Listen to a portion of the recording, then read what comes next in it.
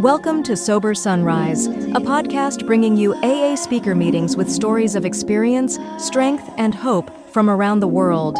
We bring you several new speakers weekly, so be sure to subscribe. We hope to always remain an ad-free podcast, so if you'd like to help us remain self-supporting, please visit our website at sober-sunrise.com. Whether you join us in the morning or at night, there's nothing better than a sober sunrise. We hope that you enjoy today's speaker. Hi, I'm Kerry, I'm an alcoholic. And my sobriety date is September 6, 1994. My home group is a way out group in Tannersville, Pennsylvania. And my sponsor's name is Melissa. And I start every talk by qualifying in that way because the bottom line is the program of Alcoholics Anonymous has allowed me to get a relationship with a power greater than myself, which has enabled me to remain abstinent from alcohol for an extended period of time.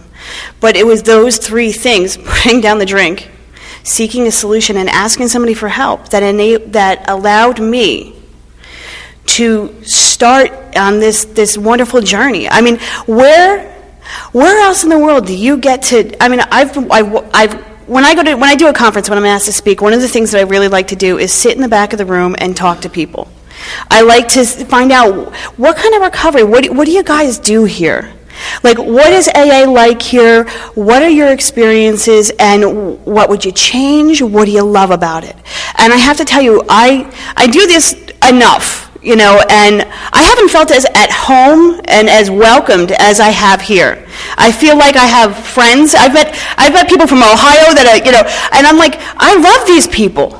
I've cried more this weekend than I probably cried in a really long time. Every time somebody's speaking, I'm like, damn it, I'm gonna cry. Please, just, this morning I'm like, please don't cry because you'll ruin your makeup. And I cried, But this is the beauty. And I'm not crying because I'm sad. I'm crying because I'm overwhelmed by the awe, by the beauty, by the miracles that I've seen in Alcoholics Anonymous, the things that sustain me through my life when things are difficult, or when I don't know what to do, or when I'm faced with the things that normal people can do and face and seem to be okay with it, but I seem to have a learning curve that, I don't get it. I remember the things that I've seen here. I remember the miracles that I've witnessed. I remember the person that I was when I walked in these doors. And the person that I was when I walked into these doors was somebody who stole, who lied, who treated the people who loved her terribly. I got sober at 18, so my drinking isn't all that interesting, really, because, I only spent a couple years doing it, but my experience with alcohol taught me that I can't control how much I drink once I start.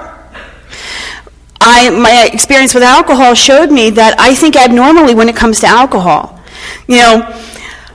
I've met normal people in my life who drink and say things like, I'm going to have a nightcap, they drink a half a glass of wine and go to sleep. That's not my experience with alcohol. That's not what happens to me when I put it in my body.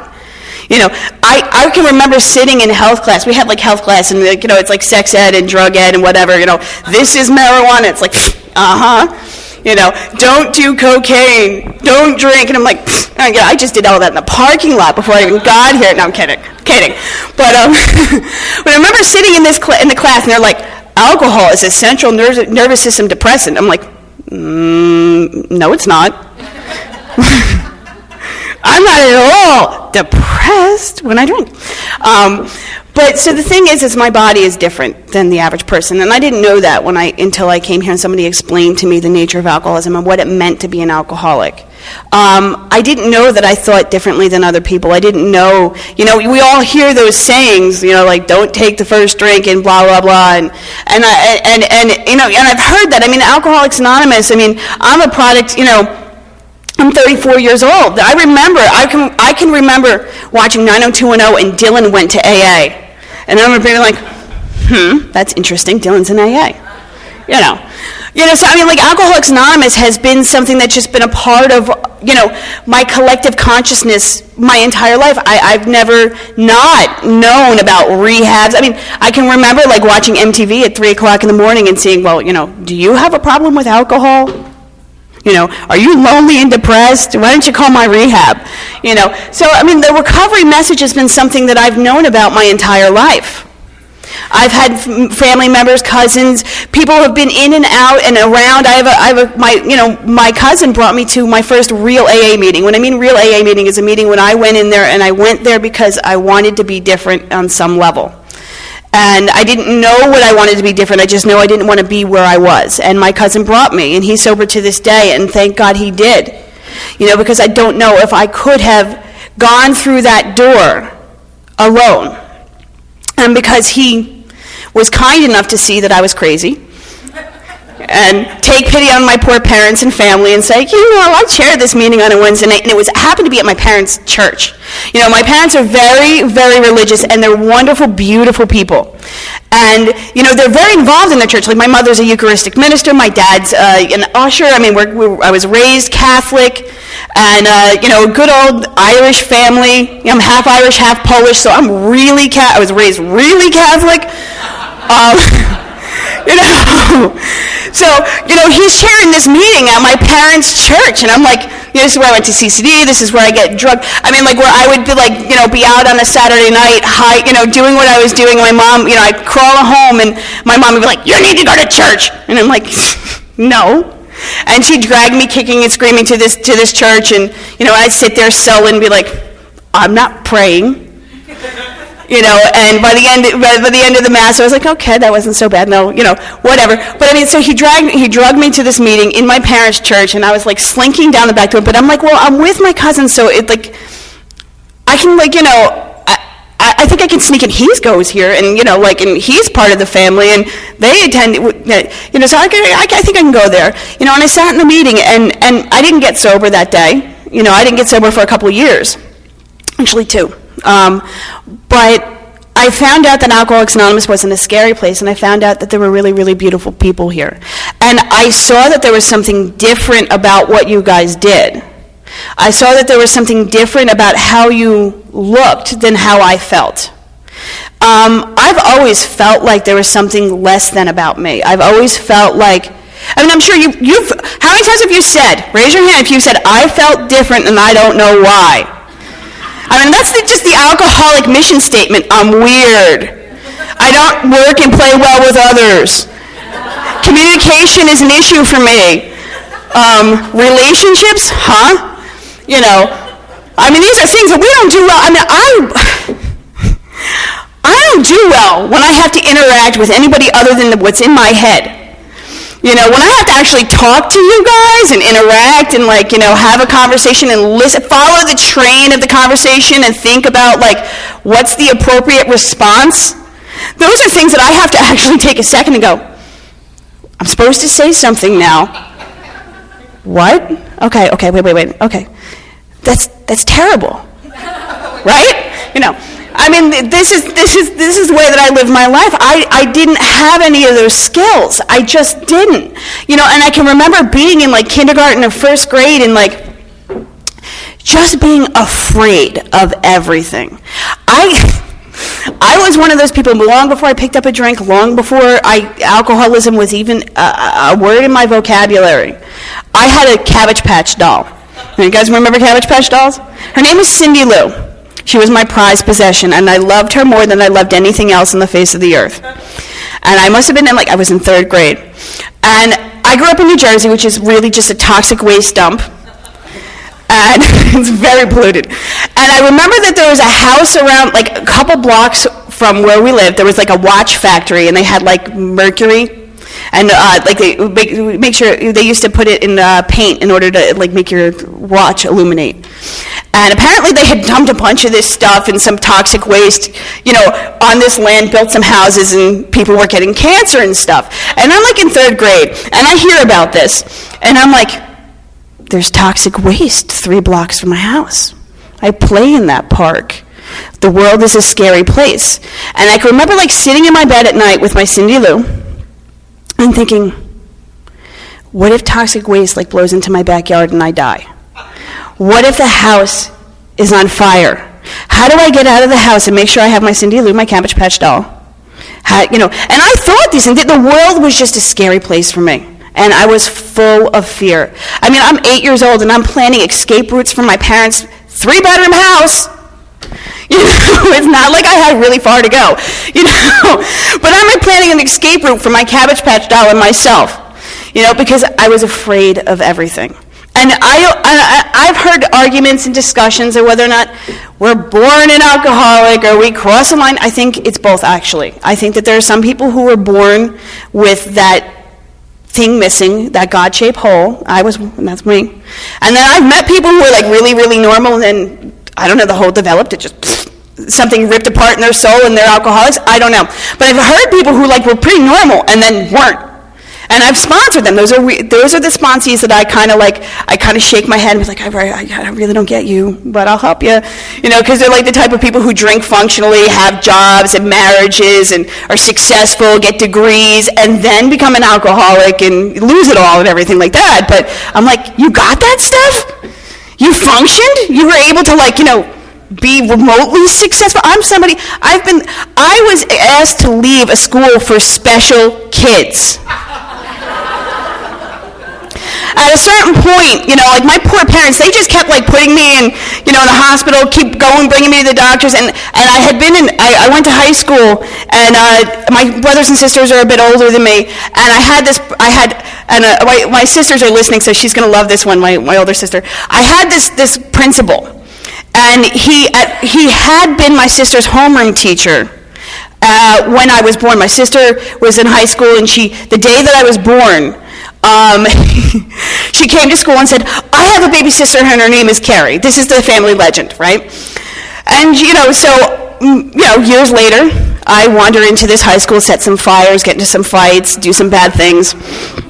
I end up in this principal's office, like often. And he'd sit down with me and say, Miss Cosgrove, you know, I remember the day you were born. Your beautiful, wonderful, smart sister who never did anything bad was in my homeroom. Why can't you be more like her? And I'm like, I'll set you on fire. Like, these are the things I think of. I'm like, screw you! And I can remember that because I had set a fire in homeroom. I didn't understand why that was a big deal. I took a spray can and lit a match and said, phew! You know, and I got suspended. I'm like, what? What did I do? I mean, nothing burned, you know, because I didn't have that common sense that normal people have. That's what I said. I think I was born with that God-shaped hole. Like, I didn't really understand limits. I didn't understand the consequences of my actions. I couldn't think beyond, like, right in front of my face, and half the time I didn't even recognize what that was. So I was full of this fear, and I went through my life with this fear. And, you know, when I put alcohol in my body, I felt it less. And my mind told me that anything I would lose would be worth losing so I didn't have to feel that fear. You know, and that's really what that's about. We tell ourselves all kinds of reasons for why we drink, but ultimately what it's about is that I have that irritable, restless, and discontent inside of me. And whatever it is, whatever it costs me, it's worth it. Now, mind you, because I have such a wonderful family with such a wonderful life, it ultimately didn't cost me very much. It cost me an education, you know, some brain cells, the trust in my family for a really long time, things like that. But ultimately, all of those things have been earned back in recovery. You know, so, you know, I have this body, I have this mind, and I have that God-shaped hole that we call the spiritual malady. You know, we call it irritable, restless, and discontent. You know, on page 52 of the big book of Alcoholics Anonymous, it talks about the bedevilments. Can't have personal relationships. You know, can't seem to be of real help to other people. Prey in misery and depression. Can't make a living, and that means not have a good life, not money. Full of fear. You know, all of these things. That's what the God-shaped hole looks like in action. What it feels like is a terrible sense of unworthiness. And a feeling that somehow, you know, I could forgive you for doing something, and then when I do it, I'm a horrible human being. You know, and I hear this, I'm like, I'll sit and listen to, you know, I've listened to a lot of fifth steps in my time in Alcoholics Anonymous. I've been graced with that. And I'll hear stuff, and I'll be like, whoa. And I'm like, but you're a child of God, and we love you, and we'll find a way to fix this. Let's hit some amends, and la, la, la, love, love, love. And I get a speeding ticket, and I'm like, I'm a horrible, terrible person, you know. And that's because of that sense of unworthiness. And I carried that for so long. And what I like to talk about is not so much about how I drank or how I got here, because I think that's somewhat irrelevant. The three parts of the disease are that diagnostic tool: physical, mental, spiritual, is what's important. How that physical, mental, and spiritual look like for you is your own story. How it looked like for me is my own story. But what I like to talk about is what Alcoholics Anonymous has given me. Because what I feel like these conferences, what I got from this conference this weekend was how much AA works, and let's be a cheerleader for the program of recovery. Because there's the fellowship, which is what we do when we're smoking outside, and the program of recovery, which is what we do when we're sitting across our kitchen table or the diner with our sponsor. And I think where I live, people don't understand that. So they say things like, I'm in a recovery program. I said, no, you work a recovery program and you're a recovery fellowship. Let's get our terms correct. One of the things that my sponsor was a college professor. So she was real big, and she was a journalist and stuff. So she really was about language. She was like, get a dictionary. Get a dictionary. Look it up. Let's call things what they are. Because I had this vocabulary that was full of failure and F words and all kinds of stuff that didn't accurately describe my experience or what I wanted to convey to people. What I wanted to convey to people, what was in my head couldn't seem to come out my mouth appropriately or in any way that you can understand it without being really offended. Because I was full of that fear and I was so blocked. I didn't understand about being blocked from God because it was a state that I was constantly in. I didn't know any other state than being blocked from God. It was normal. And having had a spiritual awakening as a result of the 12 steps of Alcoholics Anonymous, the state of being connected to God is so normal, it's hard for me to conceive of not. I had a friend who had visited me from Iceland. He was staying at my house. He'd gone down to San Antonio, which I was kind of jealous of because I didn't get to go. When he was staying with my husband and my 4 children, and he'd come, and we were talking, and he's sober, I don't know, like 10 years, something like that. And we've been friends for a really, really long time. And we were talking about what we do in our spiritual life, what that looks like, and we were actually talking about the 10th step, that pause, ask, turn thing, Pause when I'm agitated for doubtful, ask God to remove it, turn my thoughts to someone else, speak with another person and make amends if I did something I shouldn't do. And if I didn't do something I shouldn't do, be of service to someone else. And if I did something I shouldn't do, apologize and be of service to someone else. So basically, pause, ask, and turn my thoughts away from me, and then my actions. So we were discussing this, and we were talking about the 10th step, and I'm like, I don't consciously pause most of the time. It's an automatic thing for me. It's what I do. Something happens, and I stop and say, okay, I'm being selfish. What's going on? God, remove it. And then if it's a matter of picking up the phone or turning to somebody next to me, I'm being selfish. What can I do to be of service to you today? Boom, done. It's not even something that I think about anymore. It's something that's become a habitual thing. My relationship with God has become something, it's not habitual, it's such an intrinsic part of me that it's difficult for me to describe. I would have an easier time talking to you about what I do in my bedroom with my husband than I would about what my relationship with God looks like, because it's such a personal thing. And the idea here is this, I had this hole, I had this fear, I had this crushing sense of insecurity and unworthiness. And I came to Alcoholics Anonymous and I was taught a way out of that. I was taught a way to live my life, the design for living, that really works, that allows me to be in a state of clarity. I love it. When people work the steps, they say things like, I'm current.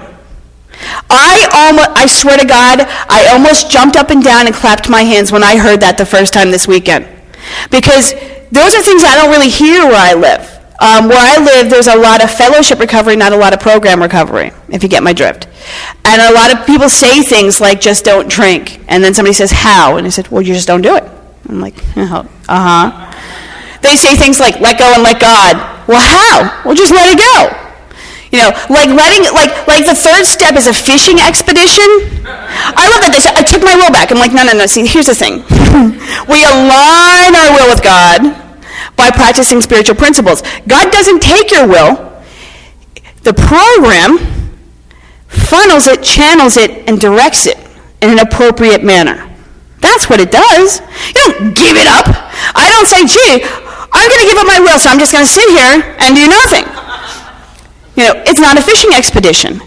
It's about becoming in tune and one with and becoming a part of one's community.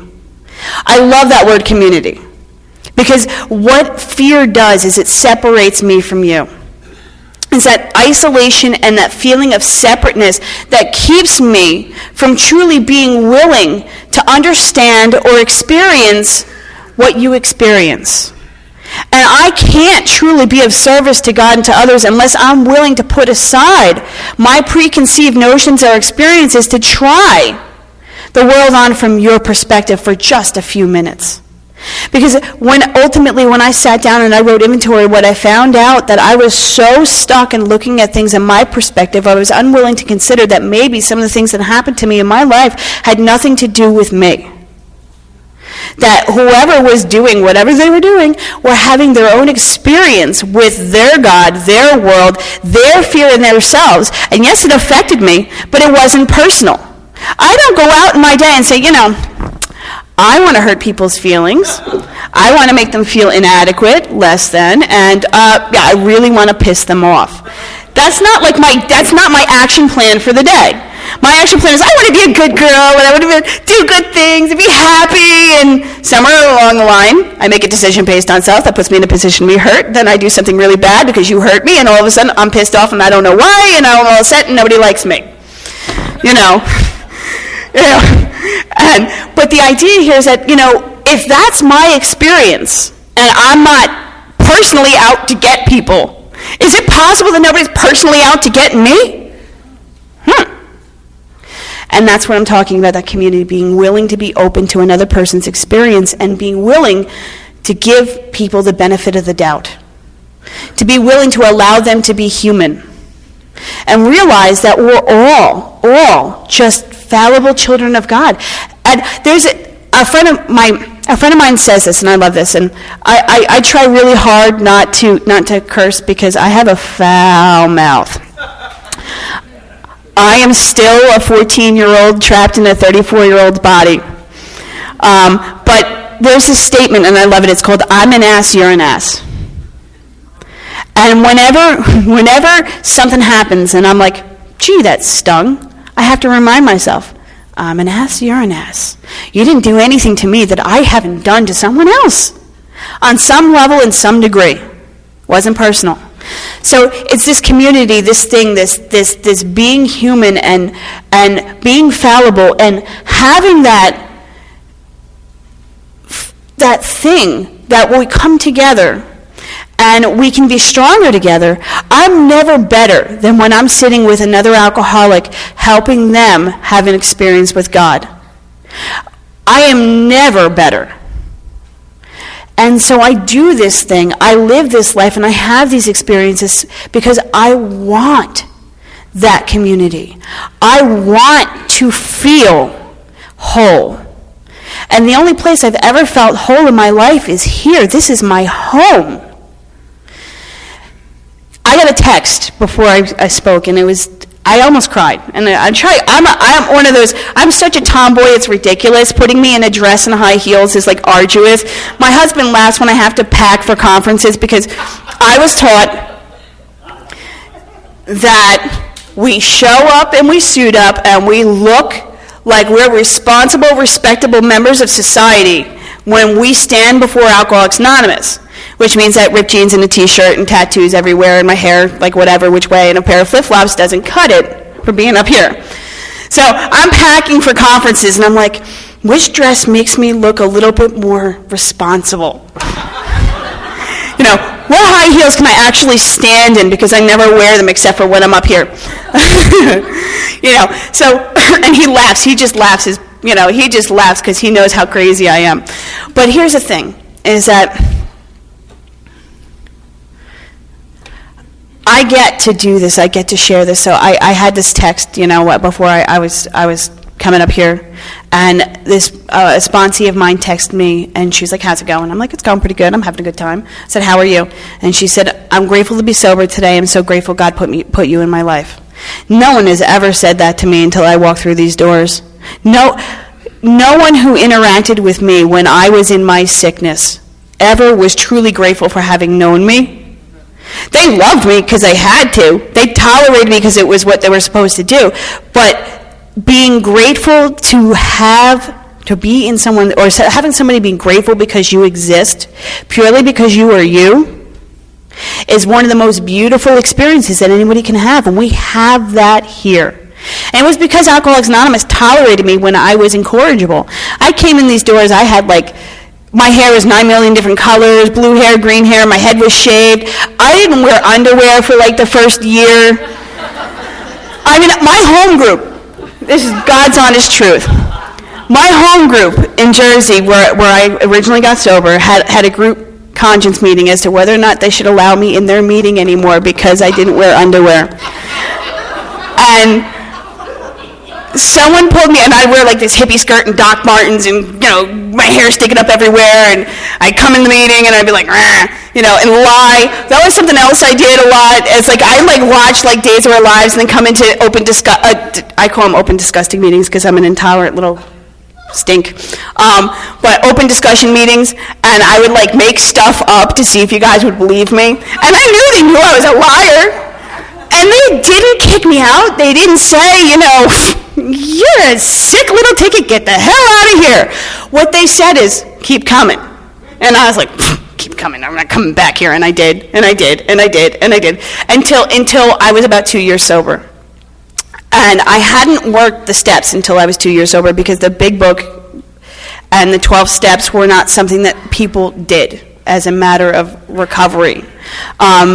People read the stories in the big book, and they had sponsors, and they went to retreats, and they did things like that, but they didn't, writing an inventory wasn't something, they would say things like, "You'll get drunk if you write that 4-step. In fact, my poor husband, he wrote a 4-step when he was about, 90 days clean. And he did it himself. He found the big book, and he got the pictures, and he's like, "I'm going to write an inventory because I'm going to die." He couldn't get sober. And his sponsor kept saying, "Well, you might drink. Maybe you should stop writing that 4-step. You might drink." And then he went up to the Wilson house, had an experience with God, 12 steps, came back and said, "Whoa, I can't believe, I'm on fire with this big book stuff." And my husband's like, "Yeah, you told me last year I was going to drink if I did it." But I mean, where I got sober, that really wasn't about having a relationship with a higher power or learning how to live despite fear. It was a lot about hiding in Alcoholics Anonymous, going to 100 meetings a week and talking about your problems. And after a while, I don't give a doo-doo about your divorce. I don't care about your cat. I know you loved it, but dude, it's been 6 months. It's dead, okay? Get a new cat. Let's get on with the thing here. And that's the way it was. No, not to be callous or anything, but, I was taught to go to my meetings and dump my problems. And the fact was that nobody talked to me, nobody liked me, and I was a mess. I didn't have any damn problems because I didn't interact with people. I hid. So I had nothing to talk about. I had to make stuff up, So, and then people would be like, "Good share, you really got to the heart of it." And I'm like, I made all that up. I read that in a book somewhere. So the idea here is that, this is what I was taught recovery was. And I ended up being at a meeting in Staten Island. I ended up moving to Staten Island, New York, by accident. God brought me there. I never wanted to live on that darn island. It's a garbage dump. They put all the garbage from the tri-state area in Staten Island. The middle of the island is a garbage dump. Yeah, I didn't ever expect to be there. But I moved to this island, and I sat in this meeting, and this guy from California was speaking. He was he was doing his last retreat before he went to go study with the Dalai Lama. And he looked like if David Crosby and Captain Kangaroo had sex, he would be the love child.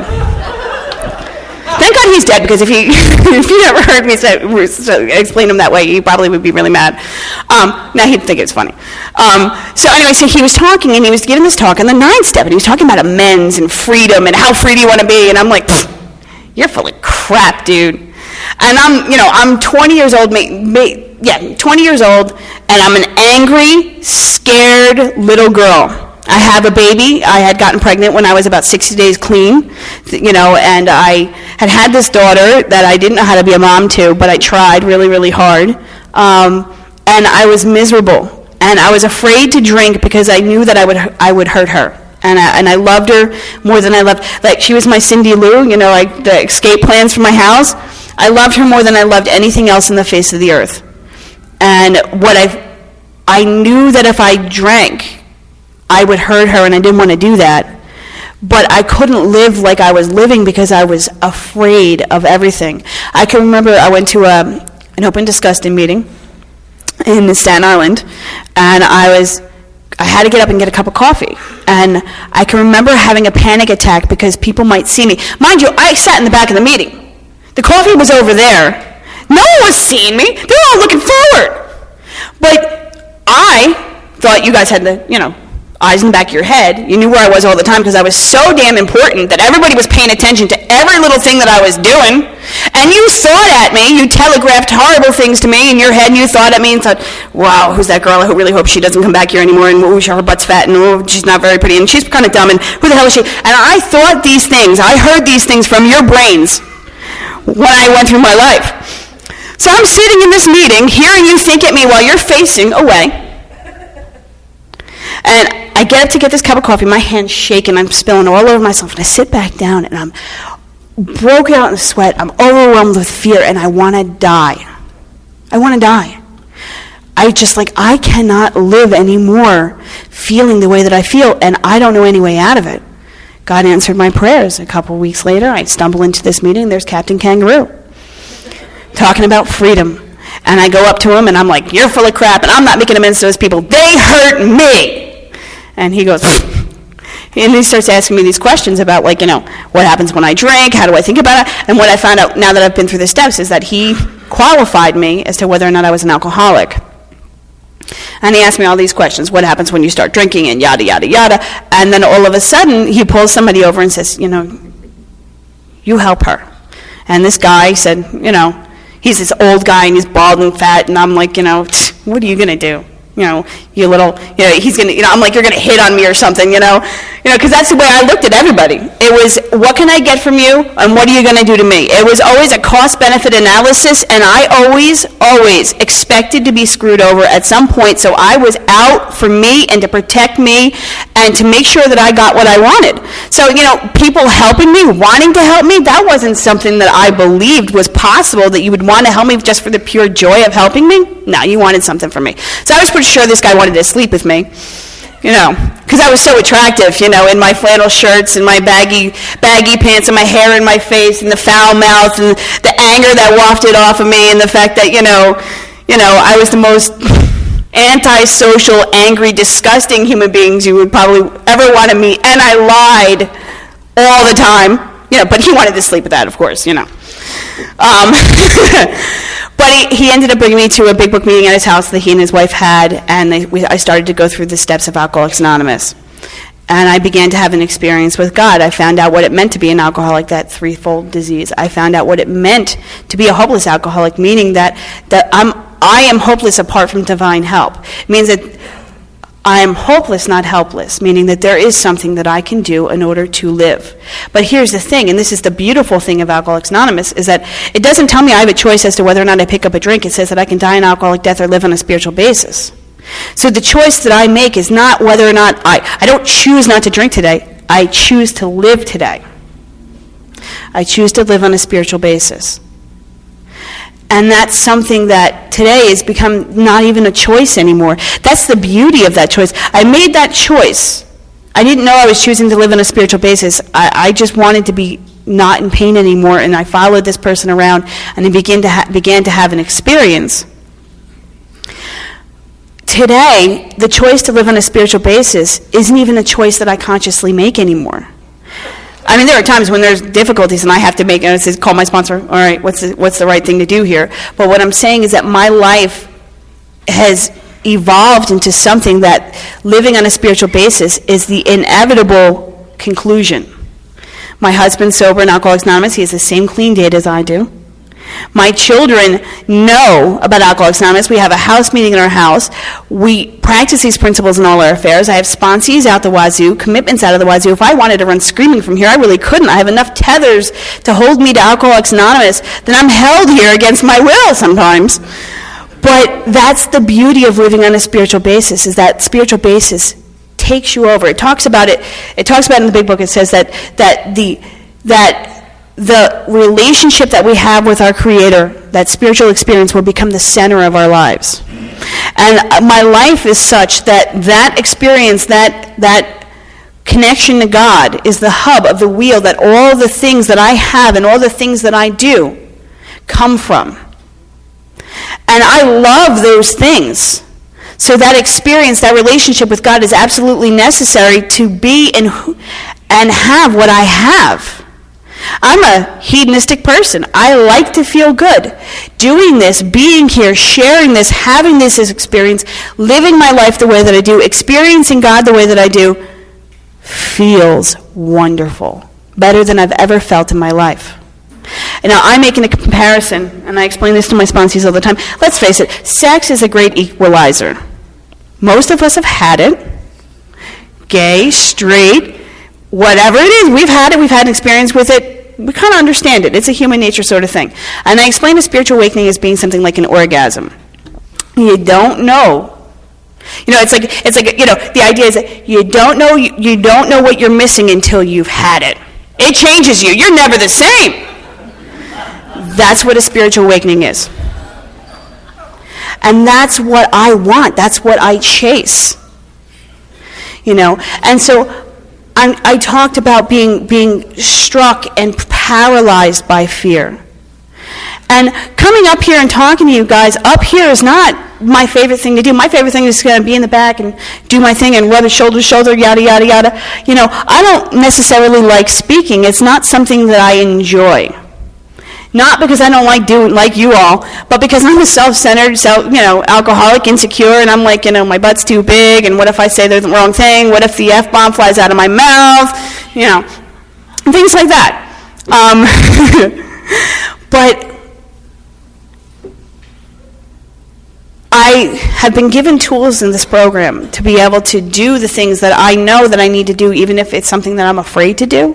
And then I begin to have that experience with that thing that I'm so much afraid of, that it becomes such a joy and privilege.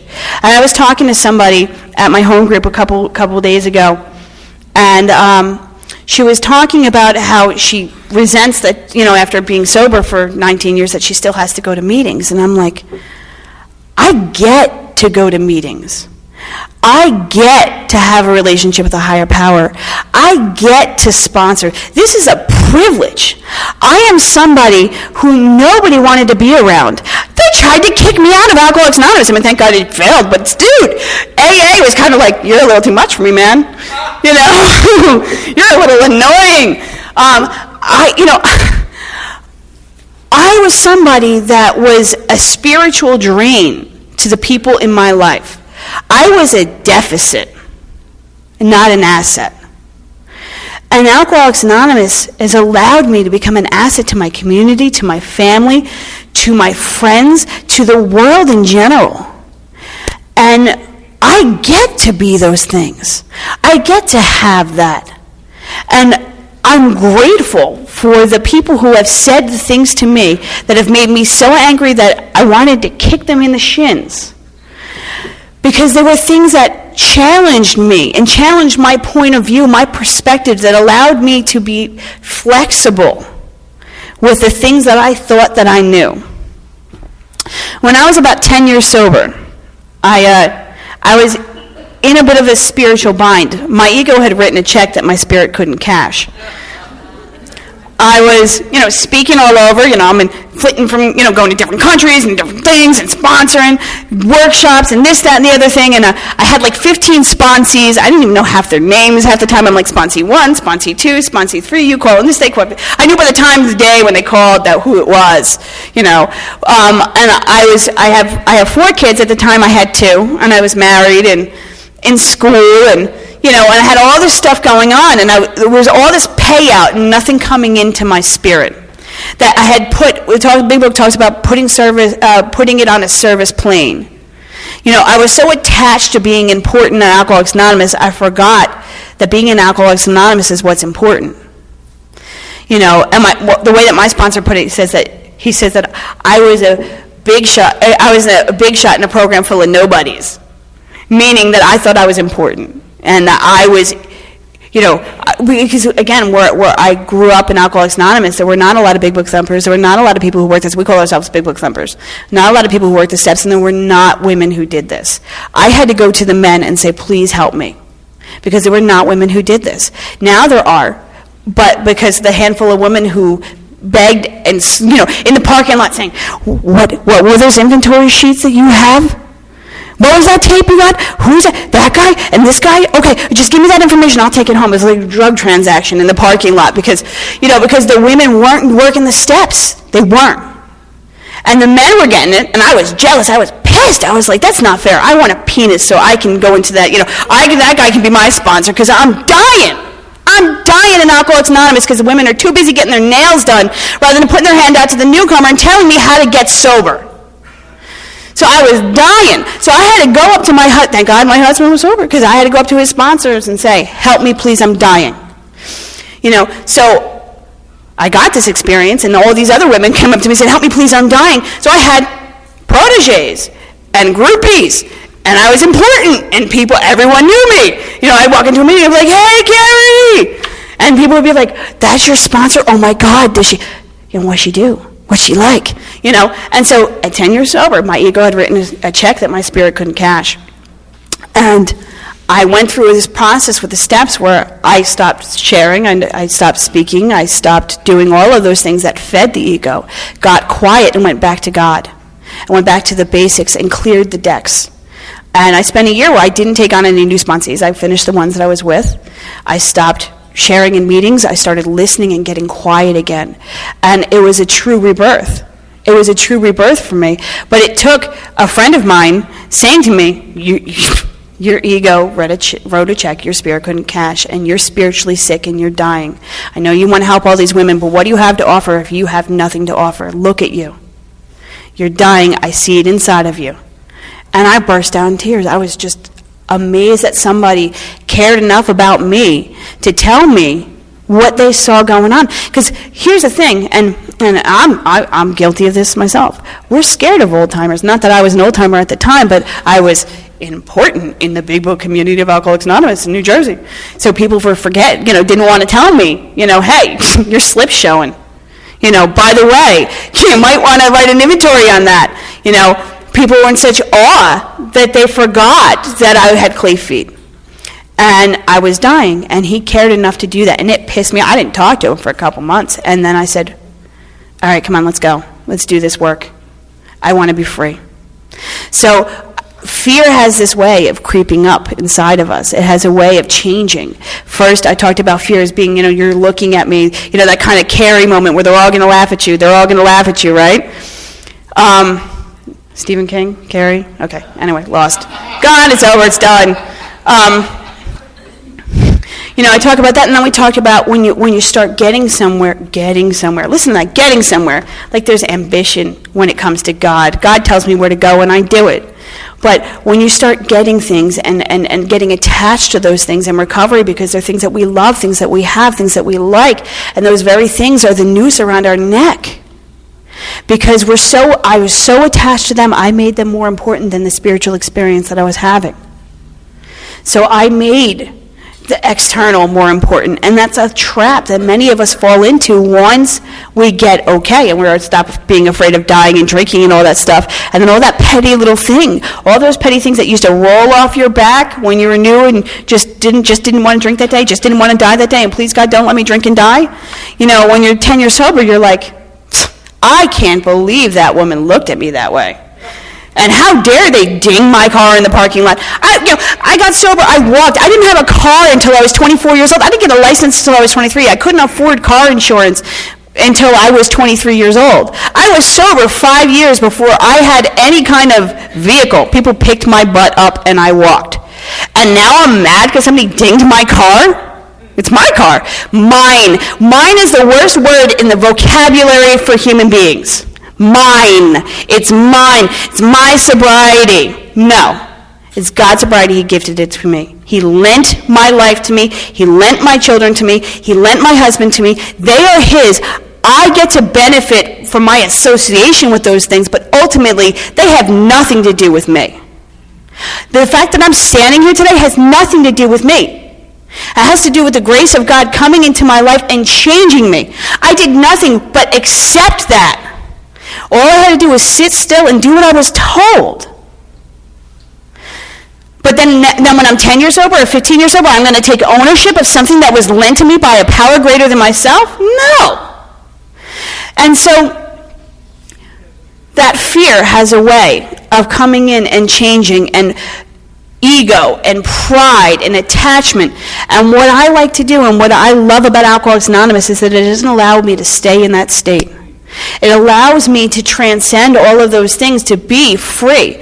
One of the things that I love, and one of the things that changed me, was when I sat down with my sponsor, the same person who told me all about, my ego and calling me a big shot. In fact, when I would pick up the phone, he'd say, "Hey, big shot, how's it going?" And I'm like, "Fucking, I hate you," And one of the things that I was told on the fourth step in the 7 areas of self, we have something called the pocketbook, right? It says pocketbook, and everybody thinks about it in terms of money. Well, isn't time money? We say time is money all the time, don't we? How much time and energy do I spend worrying about what other people think of me? How much time and energy do I spend being blocked off by God by some stupid thing that didn't matter in the first place just because I decide that I'm going to be attached to it and I need to be right? That costs me. The question that I need to ask myself on a daily basis is, what am I willing to let go of to be free? What am I willing to pay? Today I'm willing to pay just about anything. I love my family, I love my children, I have 4 beautiful children, I have a husband who's wonderful.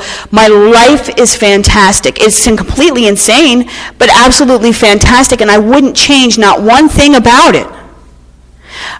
I am who I've always wanted to be. I love that. Somebody talked about it, and I remember hearing it, and that somebody I heard somebody saying that you have to want what you have. That's the gift of Alcoholics Anonymous, is not to get all this stuff, but to want what you have. When I first got sober, I wanted what you guys had. I wanted bigger boobs. I really wanted bigger boobs. I wanted to be a little bit taller too, and I had those plow girl legs. They're really muscular. I wanted nice thin little stick legs. I wanted to be pretty, and I wanted to be smart, and I wanted everybody to like me. I wanted money, I wanted prestige, I wanted all that stuff. And you guys had all that stuff, because I compared my insides to your outsides, and you guys were all great, and I sucked. And I went through, and I wanted what you had. And then I went through the steps, and I had a spiritual experience, and I wrote that 4th step, and I did that 5th step, and I've been gifted with teachers and sponsors that have loved me enough to piss me off, who have held my hand while I cried, have made me stand on my own 2 feet, and be relying on God and not on them to tell me when to, scratch my butt or wind my watch. So I've been gifted with these things, these people, these experiences in my life. And so I've become a person that I like being. I still want bigger boobs, but I'm okay where I'm at. And maybe if I get like 10 grand, I can probably change that. But, I probably, college fund for the kids. Nah, tits. But that's where that selfishness that stuff, that self-centeredness, that fear, that thing that shuts me down and blocks me off and tells me that I'm just not good enough, where God has reduced that and made it. It doesn't mean that I don't feel it. It doesn't mean that I don't think it. It means that I can live my life the way that I want to despite it. And then what happens is that fear, that stuff, is recognized to be a lie, because it truly is. A fear says always and never, right? They always don't like me. They're never going to love me. I'm always going to be alone, and I'm always going to be rejected. No, always and never are lies. Because nothing ever happens statistically always and never, right? It's a lie. And it's a lie that my disease, my ego, tells me so that I can be alone and separated from you. And what I love is there's a statement from the Oxford group. And I can't walk through the hallway and somebody said the word Oxford group, and I turned around, I'm like, what? Oh, tell me what you know. Because I love the history of Alcoholics Anonymous. But there's a statement from the Oxford group, which is the predecessor of Alcoholics Anonymous. And you guys probably all know this because you're good step working, AA literature reading, pass and on reading sort of people. But there's this fellowship. And they said this thing, and they said that the light of God shines brighter through 2 windows than 1. And so I come here, and I come to AA meetings, and I sit with my sponsees, and I do these things, and I carry this message, and I'm willing to give up my personal time, and I don't get manicures, I don't get my legs waxed, I rarely get a haircut, I rarely shop, I don't do those things, I don't really watch TV. I mean, I TiVo a couple shows, but I watch them like in 15-minute increments because my life is dedicated to, beyond being a mother and being a wife, to carrying the message of Alcoholics Anonymous to those who still suffer, whether they have 3 days or 15 years. And I get to be a mother and a wife because I carry that message. That carrying that message, that process, that spiritual experience that I have enables me to go back to my family, to my husband, to my children, to the people and friends in my life, and be a whole human being. And be present for them. Be here right now, not last week, not next week. Here, now, because it's the only true thing that exists. This moment is the only thing that truly exists. Everything else is a fantasy and a delusion, because I cannot control nor predict next week, and last week was gone, done, and over with. The only thing I have is exactly where I'm standing right here, right now, here with you. And I have to thank you all. I want to thank, Jerry and Kevin and people, and Tim, who's not here, he's off doing a service, running people to the airport, for showing me a beautiful weekend and meeting beautiful people like Grace and Vicky. I've had a wonderful time, and I felt truly a part of, and in the room with, ultimately the womb with the little, I call her the goddess. I don't like God. We say him. It's easier to do it because I really like the whole mom God thing. It's just me. I'm a little pagan. I'm Irish. What do you want, But here's the thing, is that I've got to be in the womb, in the safety with you, and feel that connection, that wholeness, that beauty that I can carry back into my life and be more effective to those around me. Because my job is to be of service. My problem is me. My solution is you. So I want to thank you so much for sharing you with me and for giving me the gift that I've gotten this weekend. Thank you.